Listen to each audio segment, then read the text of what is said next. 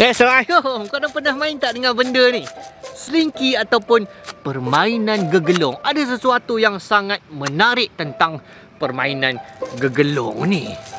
Sekarang saya akan cuba jatuhkan dia dan cuba korang teka apa yang akan berlaku.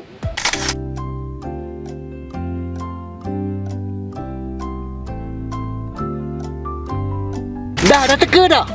Okay, sekarang dah kiraan 3, 2, 1. Nampak tak? Tak nampak? Okey, tak apa, kita mainkan secara slow motion.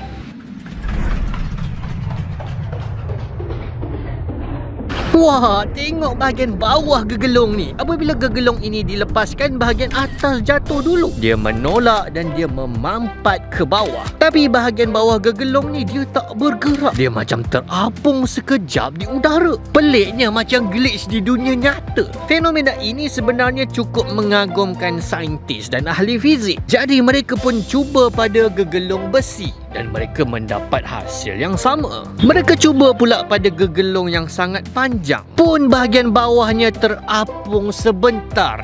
Wow, macam tak real, macam tengah berkhayal. Jadi maksudnya kalau korang tengah tergantung pada gegelong yang sangat panjang, kalau gegelong tu dia terputus tiba-tiba pada bahagian atas, ada waktu yang korang akan terapung sekejap dan mungkin dapat diselamatkan. Berapa lama tempoh dia terapung sekejap tu?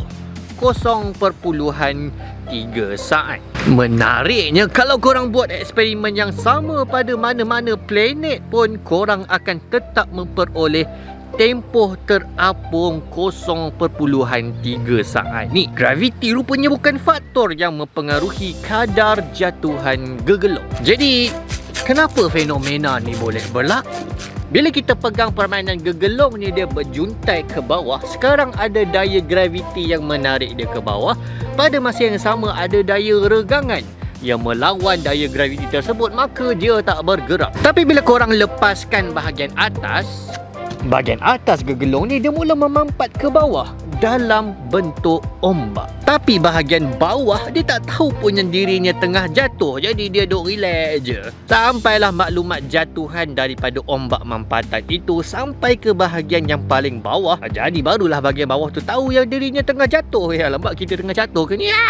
Benda ni bukan hanya setakat pada gegelong saja. Bila kita main tenis contohnya, kita menghayun raket, laju kena pada bola. Cumanya maklumat pukulan bola ni kita cuma dapat rasa bila bola dah bergerak jauh. Dia ambil masa. Bila bola dah sampai pada jaring, barulah tangan kita rasa tersentak dia. Rasa macam baru memukul sesuatu. Contoh lain macam korang hamparkan karpet lah. Korang kibas, beberapa ketika barulah bahagian hujung karpet tu dia tersentak. Sebab maklumat libasan korang bergerak dalam bentuk ombak. Penjelasan lain adalah gegelong ni bila dia ditegangkan, dia akan sentiasa mahu memampat kembali kepada bahagian tengah-tengah dia, bahagian pusat dia, iaitu pusat jisim dia kat tengah-tengah. Jadi bila gegelong dijatuhkan, pusat jisim dia dekat tengah-tengah tu memecut ke bawah. Tapi pada masa yang sama, bahagian atas dan bahagian bawah memecut ke tengah-tengah. Jadi dengan penjelasan versi ni, keseluruhan gegelong sebenarnya sedang memecut ke bawah. Tapi pada masa yang sama, bahagian bawah gegelong memecut ke atas. Jadi itulah sebab kita nampak dia